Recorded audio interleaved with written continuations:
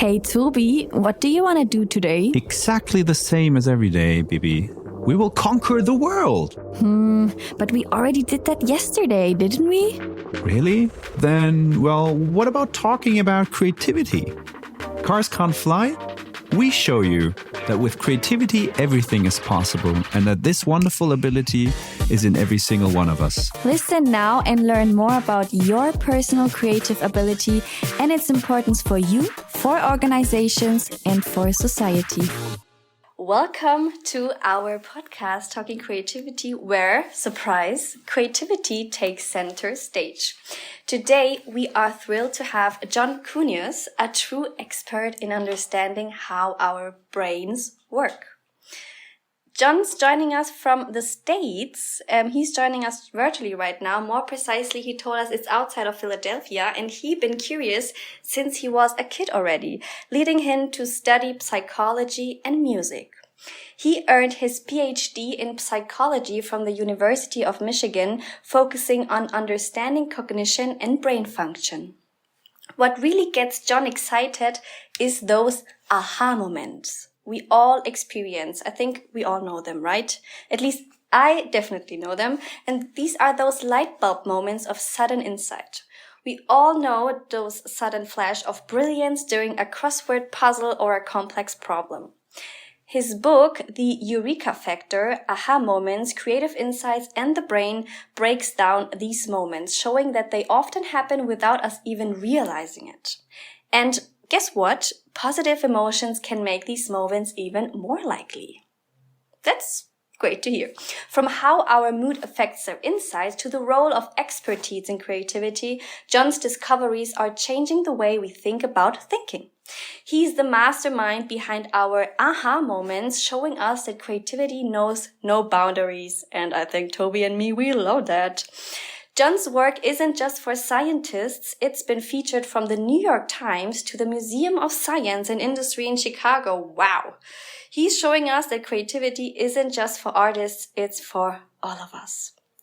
And I love to hear that he said before we started this podcast, this is not his first rodeo. So I'm happy to have him here again. So get ready and welcome John Kounios. Thank you so much for being here in this podcast. And hi, Toby. Oh, thank you John, for joining us in. Yeah, hello, Bianca. Thank you for also inviting me into the conversation. So actually, typically we meet in a like a room, actually in person, John. So this is one of the rare moments where we also have like people joining from the other end of the world. But we love to have the opportunity to talk to you. And I mean, I'm not here to tell the audience that you're an expert in the field of creativity. I guess a lot of people already know you, but we would love to hear from your side. Is first of all, the introduction right? What Bianca said, was something wrong? And then we would love to hear, that's typically our starting question to the audience, to the guest. And that's what the audience wants to learn. What is creativity to you? Oh, okay. So this is actually a difficult question. In the field of creativity research, there is no absolute consensus about what creativity actually is. It's one of those things that we know it when we see it, but it's hard to define what it is. The most common definition that researchers use is that it's the ability to generate an idea that is both novel and useful. Okay? Now, the novelty part is obvious. If something isn't new, at least to that person, then it can't be creative. The usefulness part, that's a little more controversial because the idea of saying it has to be useful will exclude, say, the random ravings of a person on drugs or maybe someone who's schizophrenic. They may say a lot of novel things, but it's useless, it's meaningless. So we would want to exclude that from the definition of creativity. A better definition would be novel and appropriate, whatever appropriate means. So in other words, it has to be applicable to the situation, it has to be relevant as well as novel. But that sort of that kind of appropriateness is in the mind of the beholder. So, for example, is a poem or a song appropriate? Is a mathematical proof appropriate? Some would say yes. Some would say no, it's irrelevant, it's meaningless. So it's not a great definition. I personally like to define creativity as the ability to break down ideas into their little pieces, their component parts, and to rearrange them to come up with something new, potentially useful, and surprising. If it's not surprising, if people just yawn at it, then it's not very creative. So so in other words, you could compose a symphony by taking the little pieces, the notes of the scale, rearrange them to form a symphony. You take words, you rearrange them to form a poem. You take perhaps different components of electronics and you rearrange them to invent some new electronic device. So it should be new, and it should be in some sense surprising and at least potentially useful. Now, not all creative ideas have to be correct. You can have an idea that is, say, a brilliant failure. It's creative. Everyone recognizes that it's creative, but perhaps it just doesn't work. That doesn't make it less creative. So brilliant failures, we can include those within the realm of creativity as well. All right, like that. I mean, what's the relevance of creativity? We're talking about creativity. Obviously, we're coming from Siemens, a big international corporation. We actually started a so-called creativity lab to bring the understanding of creativity to the people inside of this organization. We're also having this podcast talking about creativity to bring a lot of diverse perspectives of different, like you're a scientist, we have a chef, two-star Michelin chef, and we try to collect different perspectives on creativity to learn more about that. What's the relevance for you on that? So why are you researching and diving deeper into that topic? What's the relationship to you personally, probably? I don't know. Well, a couple of things. One was that many years ago, about 25 years ago, I was thinking of branching out into a new research area because at the time I was studying memory. And there's a lot of competition. There are many, many outstanding researchers studying memory, and the field had been around for 150 years. And I wanted to do something new. I wanted to get in sort of on the ground floor. And I thought to myself, well, what is a good area to study? And I thought of creativity because it's important, it's interesting. There was decades of behavioral psychological research on creativity, but there had been virtually no neuroscience research on creativity. We knew virtually nothing about how the brain generates creative ideas. So I thought, well, this would be not only interesting and important, but it would be really novel, and it would be potentially very helpful in going beyond what we could learn about creativity just from observing and measuring behavior. So that was how I got into this particular field. And as I started doing more and more research in this area, I realized more and more the practical benefits to education, to business, to organizations, to individuals for their own personal fulfillment of understanding what creativity is and how to enhance it. And it even has therapeutic effects. I mean, art therapy, creative arts therapy, and the like can have a positive benefit for people who are suffering from various disorders. So it's just a great area to study. It's fascinating. I love it. And the field, now that neuroscience has been brought into it, the field has expanded rapidly. And there are many people now studying the neuroscience of creativity. And for how long have you been researching it? I think you mentioned around 20 years. A little bit more than 20 years, closer to 25 years. Yes. So we published our first paper on the neuroscience of creativity. It was published in 2004 with my collaborator, Mark Beeman, who's now at Northwestern University. And we were both at the University of Pennsylvania at the time. And we started collaborating, and we did our first study looking at the brain mechanisms underlying insight, the aha moment. Experimental psychologists call it insight. I guess in German it's das Aha-Erlebnis. Aha-Erlebnis. One question before we maybe dive more into that because we want to really find out more about those aha moments and how they actually work. But John, can you maybe just quickly explain how does a daily work life look like in your life? A weird sentence, but I think you know what I mean. Do you like every day work on brainstorming or finding out how the brain works? You look into the brains of people and then you say, this is working like that because of X, Y, Z. Or how can I imagine, how do you research and how do you work? How does a typical day look like? Okay, so partly my day is like every other busy person who has a family, commutes to the office, the whole thing, and it involves dealing with, with keeping my family going. And I have a long train ride, an hour and a half each way to the office. And I get to the office, I have to deal with teaching, with administration. I'm on various committees, I teach classes, and in between, because I'm at a Drexel University where I'm a professor, is a research university. I'm expected to spend a lot of my time doing research, publishing, getting grants to fund the research, etc. So I have graduate students. Usually I write grant proposals to try to get the funding to do various research projects. I get the graduate students. Part of how I teach them is by showing them how to implement the research, and then eventually to sort of take it over and make it their own and write a doctoral dissertation. So I spend a lot of my time in meetings with research collaborators, meetings with the students. I do actually a lot of my creative thinking on the train, because on the train, nobody can bother me. I can turn my phone off.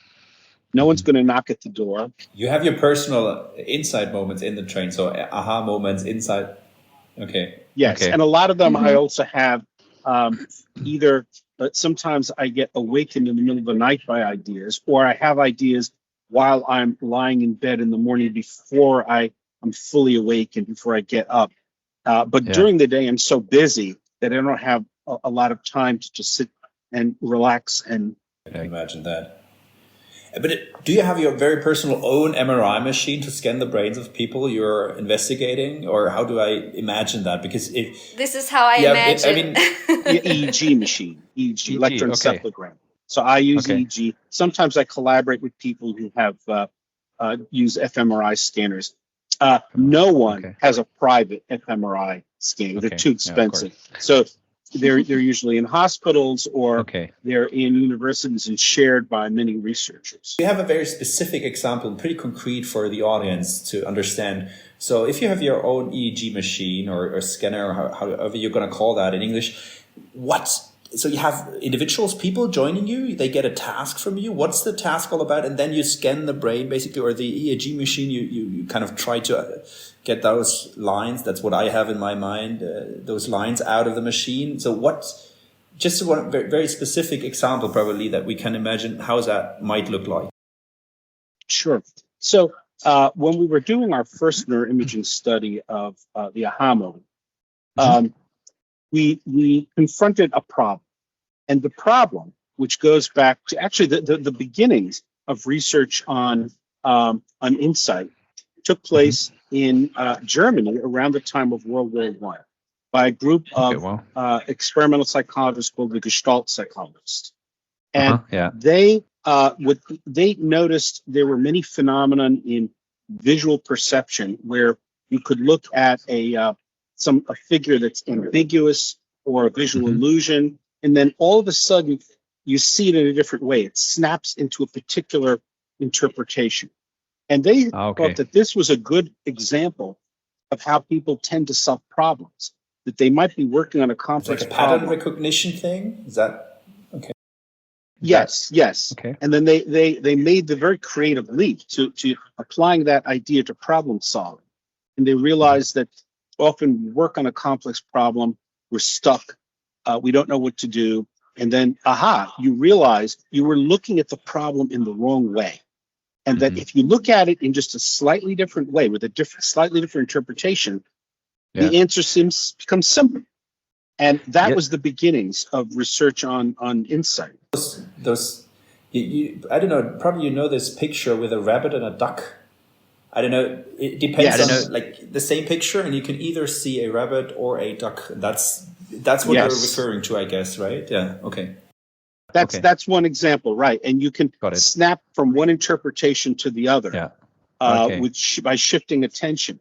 And that approach to doing research on aha moments was very successful for many years, and then it started to dry up in the 1980s, 1990s. And then neuroimaging, brain imaging, started to really take off as a way to study cognition in the human brain. And by the time that I started to work on this with my collaborator, Mark Beeman, it had reached a level of sophistication where we could study something fairly complex like aha moments. And Mark is an fMRI expert. I do EEG. So we decided to team up, because if you're going to study what's going on in the brain when a person has an aha moment, there's a certain ambiguity. So EEG is great at telling you when something's happening in the brain. It has a lot of temporal precision. It's not great at telling you where something's happening in the brain. It gives you some information, but it's not very precise. fMRI is great at telling you where something's happening in the brain, but it's not great at telling you when something's happening in the brain. Okay, so you combine those. Yes, if you want to isolate an aha moment, an aha moment is something very sudden, happens at a particular point in time. If you want to isolate that, you have to know the when, and you want to know the where of what's going on in the brain.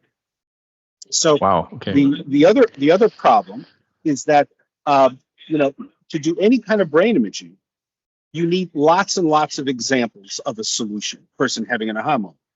But with complex problems, if we pose complex problems to people, a lot of them wouldn't be able to solve it at all. And at most, we might get one aha from each person, and it would take forever to do. We can't follow people around, wait until they're just about to have an aha moment, and then stuff them in a brain scanner and see what happens. So pretty hard. Yeah. Right. So what we did was we decided to use sort of a small scale model of aha, and that is simple verbal puzzles that people, they're hard enough that they can't solve them all the time. In our experiments, typically people have a solution rate of about 50%. And when they solve them, they can usually solve them within 15 seconds. So we can give lots and lots of these puzzles to people, and we can measure their brain activity. And what's nice about these puzzles is sometimes people solve them with an aha, and sometimes they solve them by analytically just sort of logically and consciously, deliberately reasoning their way through it. So we can compare the brain activity for when they solve it with an aha and when they solve it analytically to see what the difference is. It's the same problem, same kind of problem, but different strategies for solving it.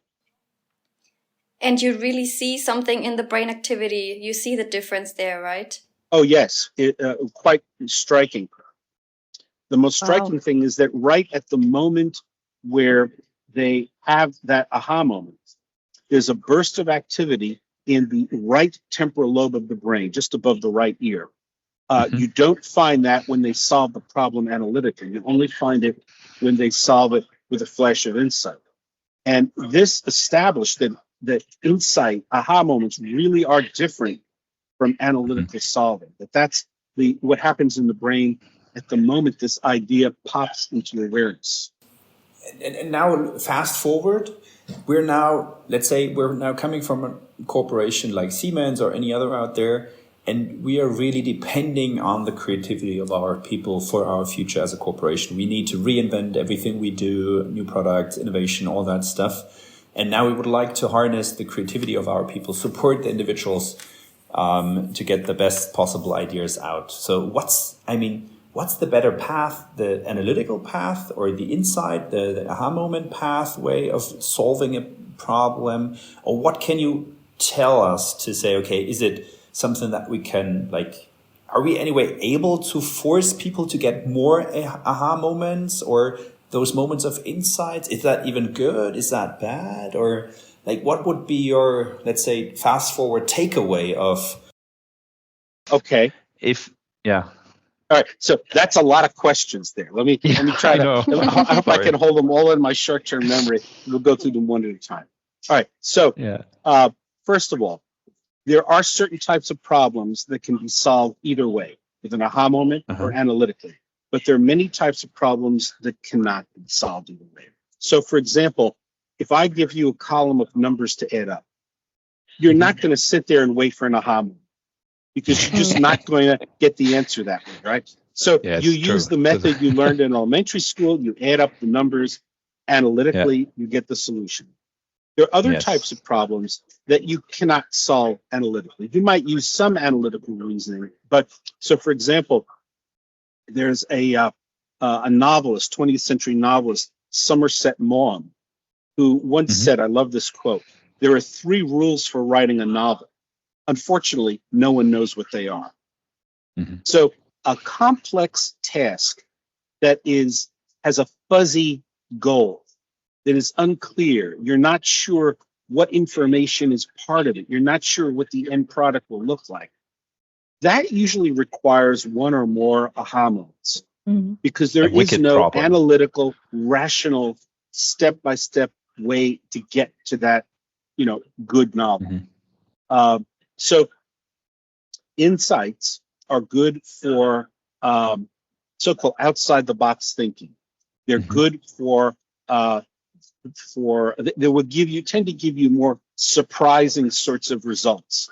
And whereas analytical reasoning, it can produce something that's creative, but it may not be a big leap from where you are at the moment. Not suitable for generating or creating a very disruptive product, let's say, if I translate that to the business world. World. Okay. Yes. So, and the other aspect of it is that analytical thinking is conscious and deliberate, and it's under someone's control. So if I give you a problem to solve, I say, design this. How do we develop an industrial process to make that? Or you start working on the problem, and you do it in a deliberate, analytical fashion. However, insights don't work that way. Aha moments are not under conscious control. You cannot tell someone to have an insight. You cannot force it. It's sort of like a cat. You can lure the cat. You can coax the cat, but you can't order a cat to do something, right? I feel that. Insights, insights work on the mental processes, the unconscious processes. They work outside of awareness. They work outside of conscious control. And when they generate an idea, it pops into awareness at a moment of its own choosing. Now, you can create conditions that will make that more likely, but you cannot order someone to have an insight. You can't even bribe them to have an insight. In fact, studies show, and this is true of creativity in general, that monetary rewards decrease creativity. They do not increase creativity. Now, monetary rewards can induce people to work on a project. They can induce people to work harder and longer. They can induce more people to work on a project, but they tend to reduce the creativity of the ideas that are generated. But if you keep the rewards sort of vague, like it's not like if you can design this product, I'll give you $100,000. That won't work. But if the person just knows that if they design a great product, that they will at some point receive some kind of reward or benefit, then that's fine, right? But you want to keep the rewards very vague and not explicit, because if you offer an explicit reward, then what happens is people focus on the reward, and it narrows their attention, narrows their scope of thought. Reduces the potential of creating a real insight, right? Okay, so let's imagine I'm a CEO of a big corporation. Now, after listening to you, I would say, okay, creating really disruptive innovations requires my organization to harness the power of aha moments, of insights, not just logical reasoning and the other pathway. That is learning number one. Now, if I would say, okay, as a CEO, I want to go that way, and as you said, create better environments to, let's say, increase the probability of those aha moments to occur inside of the heads of the people in my organization, what would you recommend? Okay. So what I would recommend is something that Google used to do, but doesn't do anymore. So one of the things that Google apparently used to do is they would let each employee have, I think it was something like 20% of their time where they could work on whatever they wanted to, and without any pressure or supervision, just to come up with ideas. And so a lot of them would take, say, 1 day a week, and they would just try to generate ideas. That is a good thing, but what you want to do is you want to create a low pressure environment. So let me give you an analogy, or it's more of a parable. Imagine you're an early human on the savannah in Africa, and you see way off in the distance a lion. What happens? You become afraid, right? So you figure, all right, does the lion see me? Does the lion smell me, my upwind or downwind? If I run away, is the lion going to detect me and catch me and I become dinner? What do I do, right? So in that situation, you cannot afford to make a mistake. If you make a mistake, you become a meal. So you think in a very deliberate, analytical fashion, and you avoid mistakes. Now, let's say you get away from the lion. You go back to your clan, your tribe. You're at night, you're in a cave. You have a nice fire going. The cave is safe. There's food from whatever you caught and killed during the day. You're with your family, your tribe. You feel very relaxed. There's a low sense of threat. In that situation, you can think all sorts of crazy thoughts because you have nothing to lose. Okay? In the lion situation, you have a lot to lose. But in the cave, with food and low threat and in a good mood, there's nothing to lose. So you can think of all kinds of crazy ideas, and that's fine because you're allowed to do that. Now, it's the same thing in the workplace. If a person feels that they have to be constantly producing, they're constantly being observed and measured, and they have deadlines to follow all the time, and they're afraid of losing their jobs, they will not think creatively. They will think in a deliberate, analytical fashion because they can't afford to make a mistake. But if they're in an environment where there's a low sense of threat, there's a positive mood, mistakes are allowed or even encouraged because it expands the mind to consider these possibilities, then you will get more aha moments. You'll get more creative ideas. Now, of course, in business, there has to be some control. I mean, you can't just let people do whatever they want for as long as they want. But here's a distinction. So instead of giving people hard deadlines, because deadlines create anxiety, what you can do is you can give sort of soft target dates.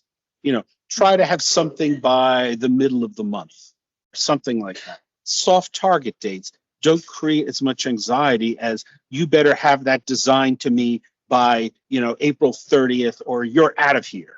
That the mind dries up instantly like that. So that is, and there are things one can do even with architecture to enhance creativity. So things in the environment that grab attention, narrow the focus of attention, narrow the focus of thought. So, for example, even striking works of art will grab attention and narrow it. But if you have sort of soft earth tone colors, you have rounded surfaces, you have nothing that your attention can grab onto, but it's pleasant, relaxing, and soft, That also increases creativity, reduces a sense of threat, and allows people to generate more ideas. So architecture can play a role.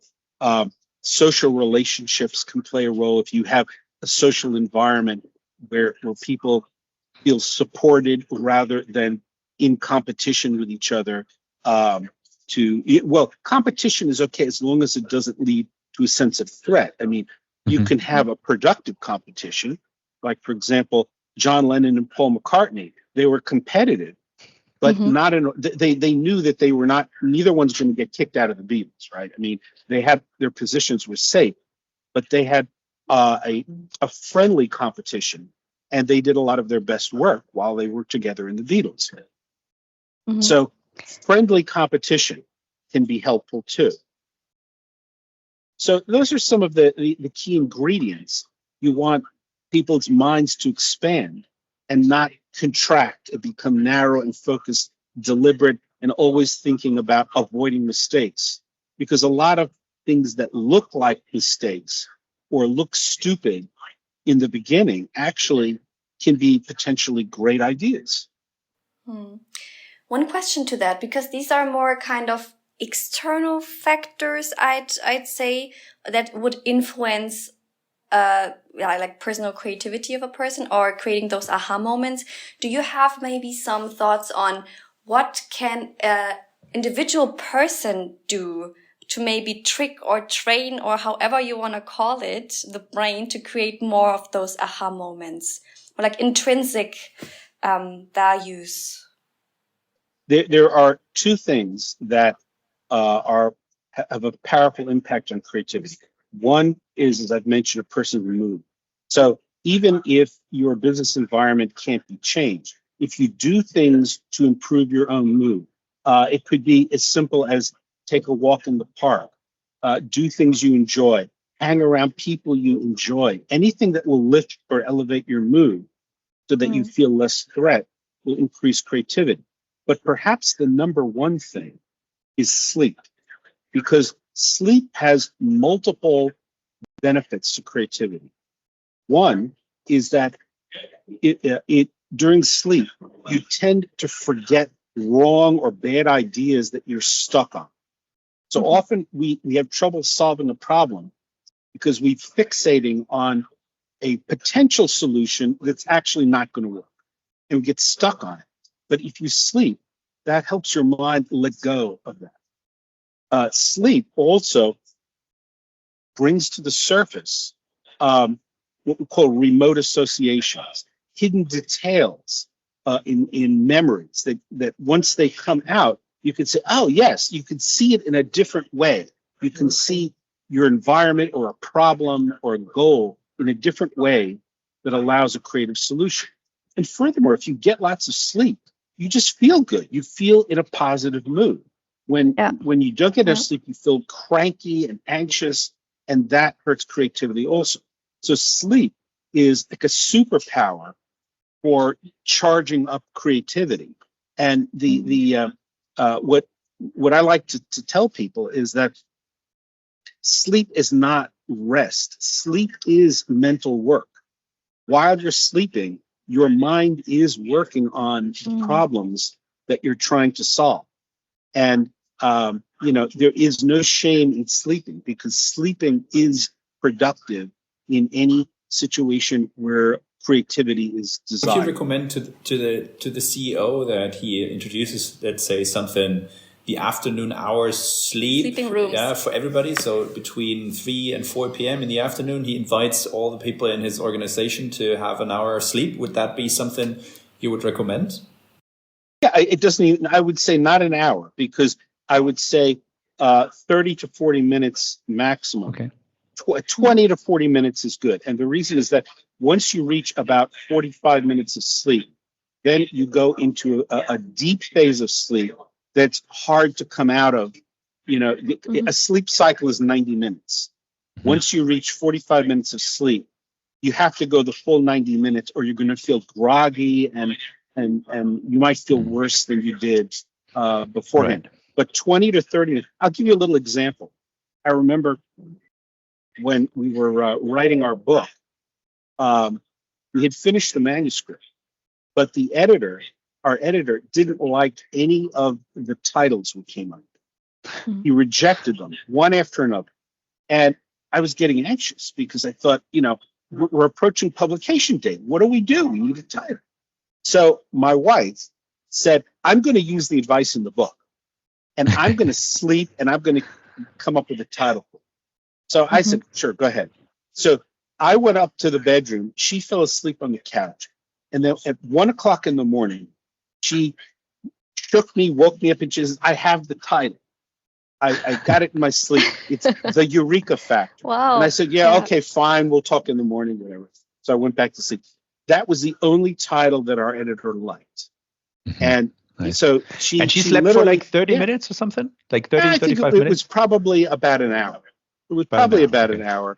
It might have been less. I don't know exactly because I had already gone to bed. So I don't know exactly. And it is true. If you have a problem that you just can't crack, that if you just lie down and nap for 20 or 30 minutes, you may have the solution right then and there, or at least you wake up and you work on it a little bit and then the solution comes to you, because sleep is so powerful for promoting creativity.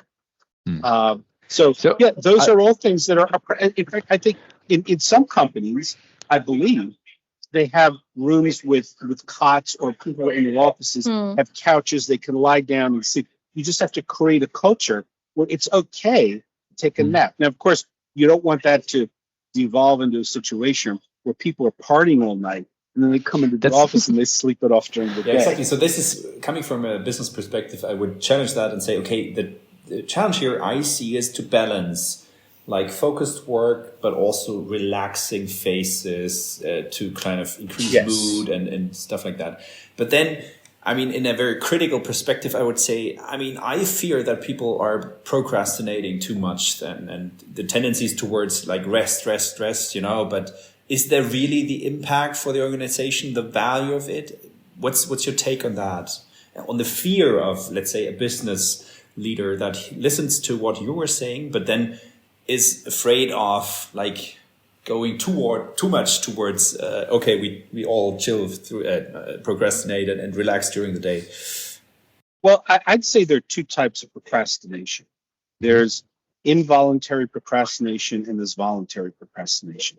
And sometimes the involuntary procrastination is when people put off doing the work because it causes them anxiety. They can't focus on it. They put it off. It's an unpleasant task.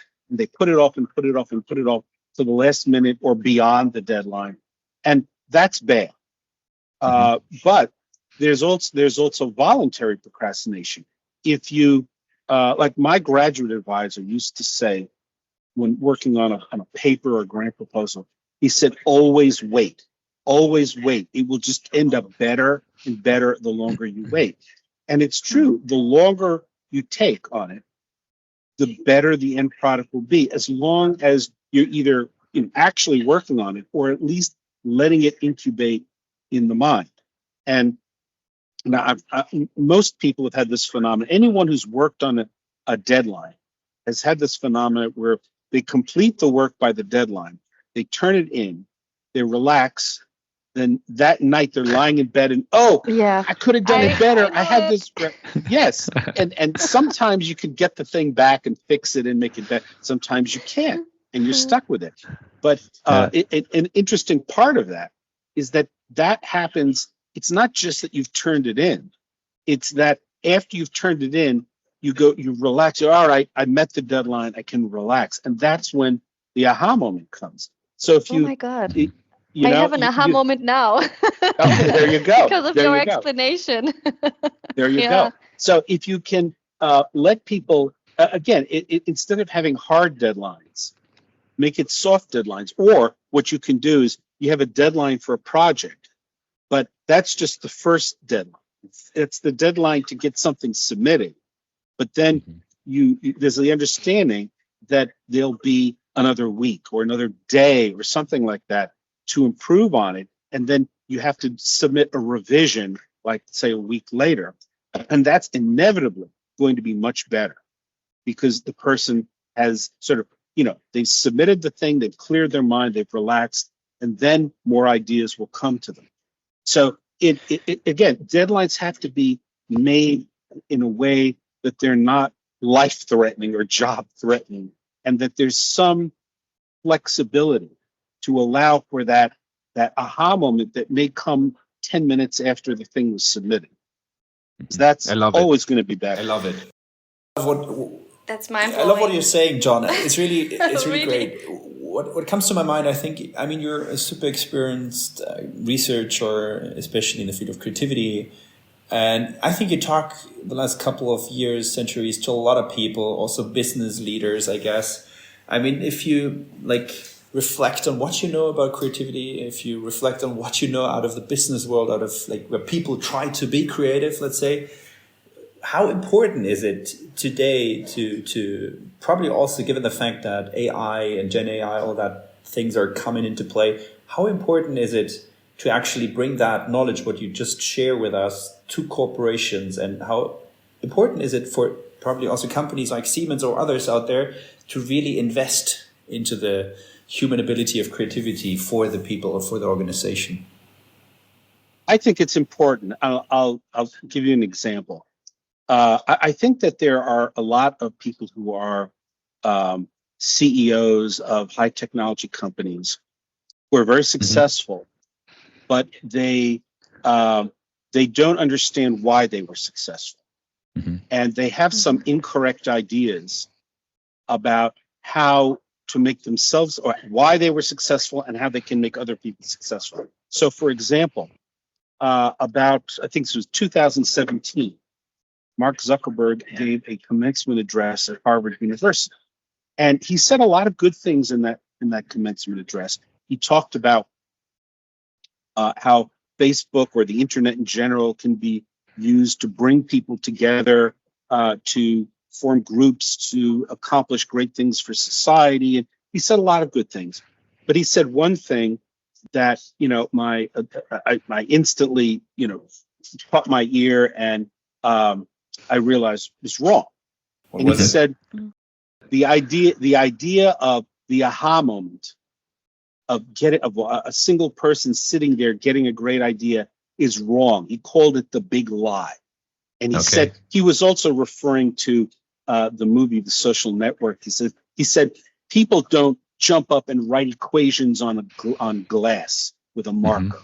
He says that doesn't happen. That's just in the movies, and that real innovation comes very gradually from lots of people working together over a long period of time, and it can, but there are many examples in history of great ideas coming to a single individual in an aha moment. Now, that doesn't mean that the great idea, that all those ideas are great. It doesn't mean that those ideas shouldn't be checked and verified and refined and worked on and implemented by teams of people. But in the case of Mark Zuckerberg, if he thinks that there are no aha moments, that innovation doesn't happen that way, he's not going to set up things in his company so that can happen. And I wrote an editorial piece that was published in the New York Times where I explained all this using Mark Zuckerberg's commencement address as an example. Of course, I didn't hear anything from his office or his company, but I got a lot of positive feedback about it. So often people who are very successful think that, a person who's, say, a Silicon Valley CEO knows a lot about business. They know a lot about technology. They may be great at coming up with ideas, but that doesn't mean that they necessarily are experts on creativity and how to leverage people's cognitive abilities to produce insights and innovations. So, if you want that information, you talk to the people who are experts in that, and not just make up something and go with it. So you say it's important, and referring to what you were just reflecting on, I see that there might be still lack outside in the business world regarding knowledge about how you create insight moments or aha moments and how you foster creativity inside of an organization. Is that also your perspective, that we should do more? Let's say we should do more for creativity, right? Yes, absolutely, absolutely. And I think there's also the phenomena that some companies, when they're first started and they're small, that they have that innovative entrepreneurial spirit, and then as they get larger and there's more pressure to grow and grow and grow, that they become that the internal structure and mood of the company actually stifles creativity.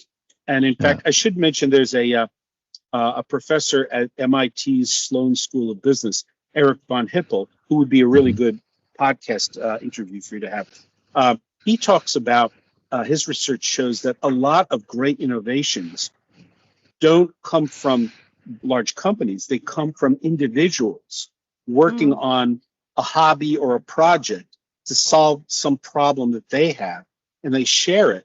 And then a lot of people adopt it. And then what happens is companies, large companies, notice it.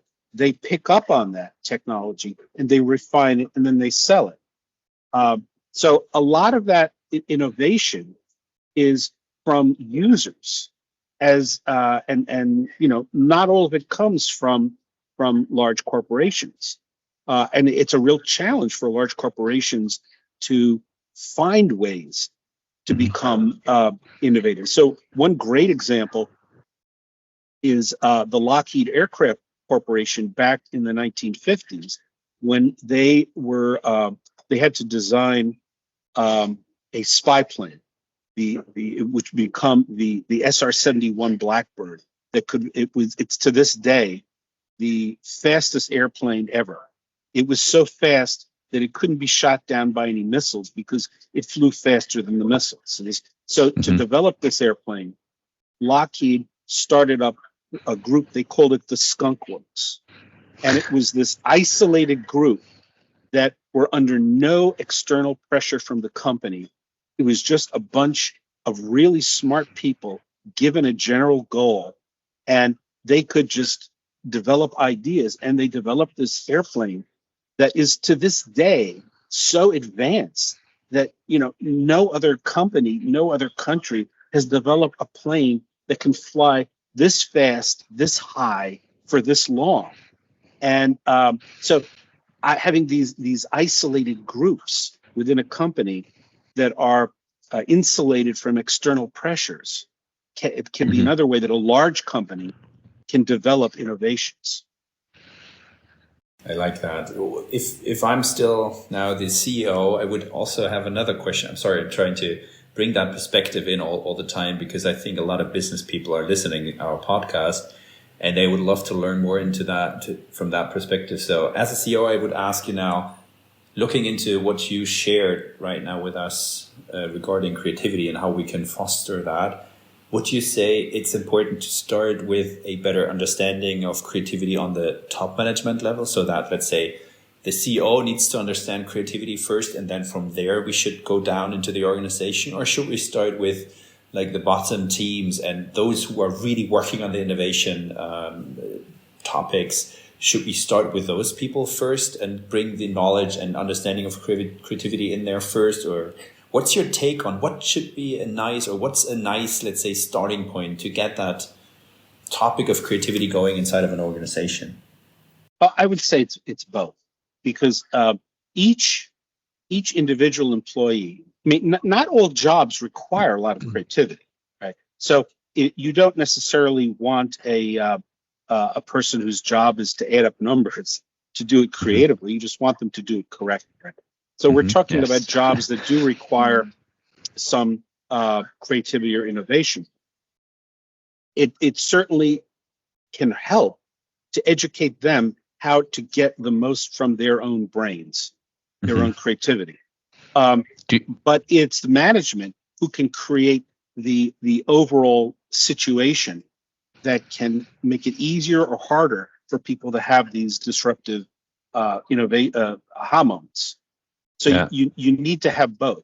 And there's another aspect I should mention about this, and that is that two aspects. One is that you can do things to help people realize their own creativity. And everyone can be more creative than they are. But there are some people who are naturally more creative than other people. And it's good to have those, to find those people and to hire them. But often they're going to be a pain in the neck, right? So a lot of the most creative people are, they're not going to want to punch a clock and keep regular hours. They might be, a little bit difficult at times. They might go off in different directions with their thinking. And that's kind of part of what you get. You have to have, if you want that person's creativity, you have to have some flexibility and tolerance of that kind of person. If you want that kind of extreme creativity, and you shouldn't hold them to sort of very conservative behaviors and typical schedules and things like that. Do you know any companies out there who already try to foster deliberately creativity within the organization, aside from, let's say, hiring very creative people? Well, there are companies like Pixar, the movie company. They do try to hire very creative people, but as they've said, if they get too difficult or disruptive, they'll get rid of them. They have to be able to work cooperatively with other people. And they have all kinds of internal programs and things to make it easier for people to have their insights and aha moments. Of course, a company like Pixar totally depends on having these creative, innovative ideas for new movies. I don't know about what, if anything, large tech companies do to try to foster that kind of creativity. Often, once they reach a certain size and internal innovation becomes difficult, what they sometimes do is they look for small innovative startup companies, and they just buy them. They buy those companies and buy the innovations. And would you say that this is the better way instead of trying to bring creativity to the organization? Better in what sense? So in one sense, it's better for the large company because they don't have to figure out how to generate the innovations internally. However, what can happen is sometimes a large company can buy a small company that has innovative technology, and then they'll ruin it. They'll hand it over to an internal process that doesn't take advantage of those ideas, and that stifles them and ruins them, and they don't come to market with the product. So, there's a risk to doing that.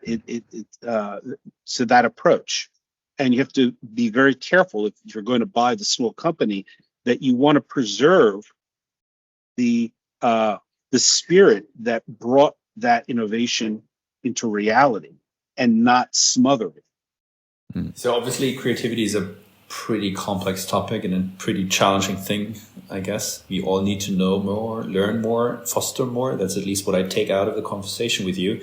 One thing that is still like in the back of my mind is we talked about those two different pathways, I call them, like the moment of creating a moment of insight and solving a problem through that, or like more the analytical problem solving thing, more way of like finding new ideas or solving problems.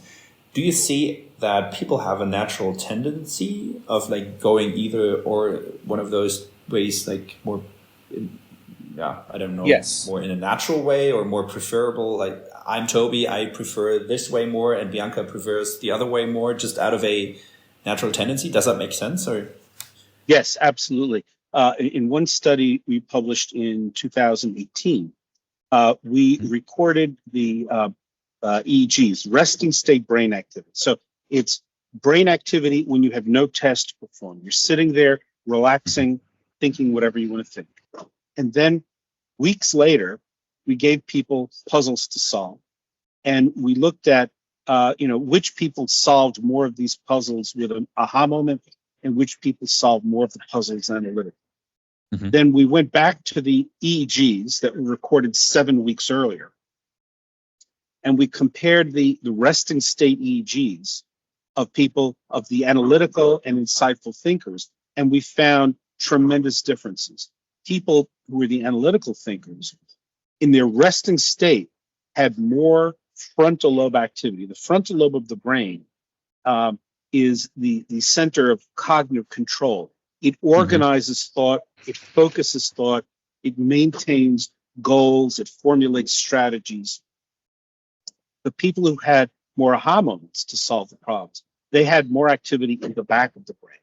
So essentially, what our interpretation is that the analytical thinkers, they're more focused, generally more focused, strategic, with clear goals, and the insightful thinkers have less of that cognitive control, and the rest of the brain sort of becomes a little bit chaotic and goes rogue, and ideas pop up. That's how ideas pop up.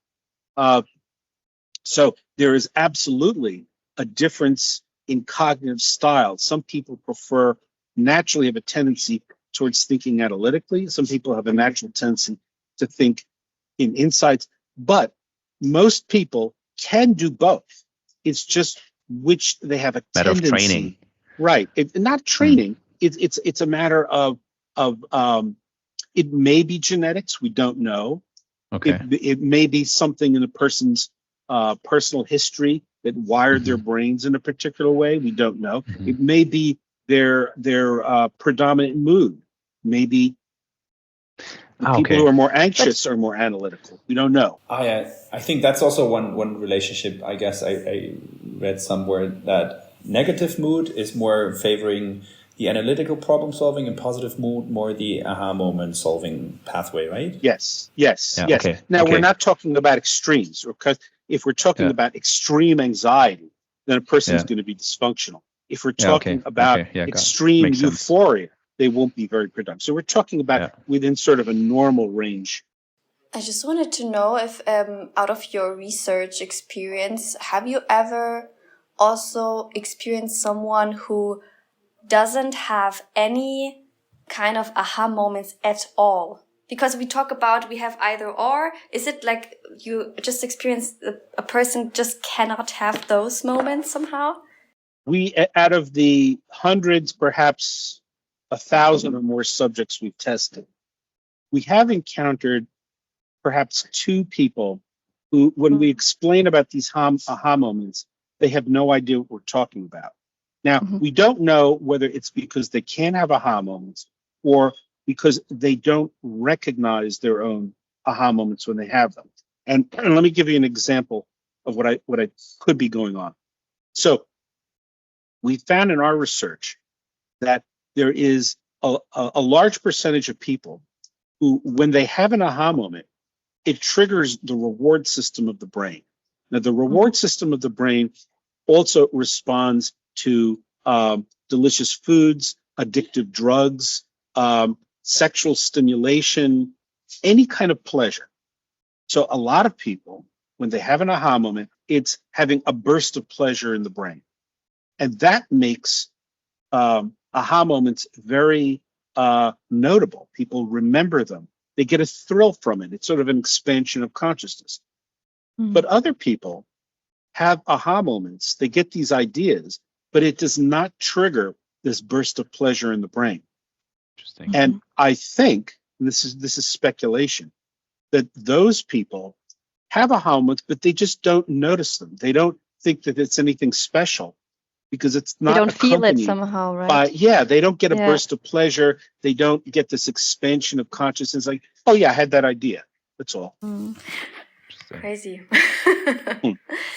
It's just mind-blowing, but it's actually also nice to hear that we have so many possibilities to also train it somehow, to also find our path towards creating more of those aha moments. And you personally, John, what do you do personally in your life, in your research life to, let's say, stimulate more aha moments? Have you found a way for yourself, or anything you can share? Yeah, a lot of it I do when I'm riding the train to work. and I wear my noise canceling headphones and I put on sunglasses and I just sit back and I relax, and I may have a specific problem in mind, or I just let ideas flow. And I get a lot of my ideas then. I also get a lot of my ideas while reading other people's scientific papers, and I'll see something that will trigger an idea like, oh, that's not a good way to do it. Here, I have an idea for a better way to do that, or a way to test this idea. I also get ideas. Sometimes, rare occasions, I get awakened in the middle of the night by an idea, or have the idea while lying in bed in the morning. So it's in those moments of relaxation and disconnection. I tend to get ideas when I'm on vacation and I'm in a good mood and relaxing, and I don't have people at work, harassing me for replies to things. So that's what I do. But I try not to have. This may sound strange. I try not to have too many ideas, and the reason is, it's frustrating when you come up with great research ideas that you don't have the resources or time to actually follow through with. And it's like, I started writing down all these ideas, and then I stopped because I looked and I can't do these things. I can't do these experiments. I don't have the resources. I don't have enough students or assistants or anything like that. So I just, I try to have only as many ideas as I can actually follow through with, because it's frustrating otherwise. Being too creative is also not a good idea, because otherwise you end up being frustrated because you're having too many options to pursue, too many ideas. That's also an interesting takeaway. Yeah, unless you can just learn to not care. You have ideas that can be pleasurable in and of itself, but in science you want to be able to see your idea realized. And I would think also in business, if you have an idea for some kind of product or service and you think it's a great idea, you want to see that implemented. You don't want it to just sit in a memo and be forgotten. Yeah, wonderful. I love that. John, one very personal question. We reached out to you, invited you over for a podcast session, and you heard that Siemens is having a so-called creativity lab, and we're actually trying exactly what we were talking about today. I did my PhD also in the field of creativity, not so much in the neuroscience and your field, but I of course know a little bit about your research. Now, after hearing out of the outside perspective from you that Siemens is doing that, what was your first thought? Hey, Siemens is doing a creativity lab and they want to talk with me about creativity. Is that something that was surprising? Is that popping up in other companies as well more? Is that something you say, wow, what a bullshit, doesn't make sense because, I don't know, whatever is in your head. I'm just curious about you're an expert in creativity, and I just want to hear your outside perspective on what was triggered in your head when you heard first about that. Well, the first thought in my head was, wow, that's cool. That's good that they're actually thinking along those lines. And then I started, wondering, where does this come from? So, is it a? So there are companies that want to say they're very innovative, but they don't actually do anything about it. But here, it looks like Siemens is actually doing something about it. Now, I don't know to what extent the things that are being learned from the people doing the podcast and from your creativity lab, to what extent those things are implemented in the company yet. And that, perhaps on an experimental basis, a test basis or not. But that should be a goal, clearly having this kind of podcast is a way to show the world that creativity is a concern of the company. And then there has to be the other step of actually using it. We heard a lot already from you, John. So maybe just really one last thing to actually wrap it up, maybe also a little. What would be your key takeaway you would love our listeners to have from your side when it comes to creativity? I guess the key thing is that creativity can't be forced, but it can be nurtured, and that everyone can be more creative than they are. And it's a matter of creating the circumstances, of providing the fertilizer for the crop to grow. And those, we know a lot about the ingredients for that in terms of mood and sleep and an environment that allows attention to expand and diffuse. And people should actually try to implement these things in their lives and not just, sort of acknowledge it, but then go about doing things in the same way if they need creativity. But there's one other thing that's actually a very simple tool that can be used. And there's a phenomenon in the creativity research literature, which is very strange, which is called the be creative effect. And the be creative effect is that if you simply tell someone, all right, what you did is good, now be more creative. For a while, they are more creative. They produce more creative designs or poems or works of art or, all kinds of things for a short period of time. And most people can ramp up their creativity when they're just given explicit instructions to do so. Now, there is one exception to that, and that is people who are very, very highly experienced in a particular field and are already performing at a high creative level. If you tell them to be more creative, there's a risk that they'll get kind of confused and choke. And it's like, well, what do you mean more creative? I'm always creative. And that you don't want them to change what they're doing. So you're talking about people with less experience who, if you just suggest to them, that's good, now be more creative. It actually works for a while. Then they eventually sort of go back to their usual way of doing things. So that's a very simple tool that, if you just have someone around you say, be more creative, that alone can help. Wonderful. So everybody out there, be more creative. Be more creative. Not everyone. Thank you, Not the people who are already performing at a high creative level, because you might mess them up. True. You might mess them up. True. Yeah. Thank you, John. It was wonderful. And I think it's a Thank wrap. you. I loved the insights you shared. At least one aha moment we noticed together on Bianca's side. So you shared that. Yes. And I would love to reach out to you afterwards. But thank you for now. Thank you, Bianca. Thanks. And thank you, everybody, for listening in. And talk to you soon. And be creative. Thank you. Bye-bye.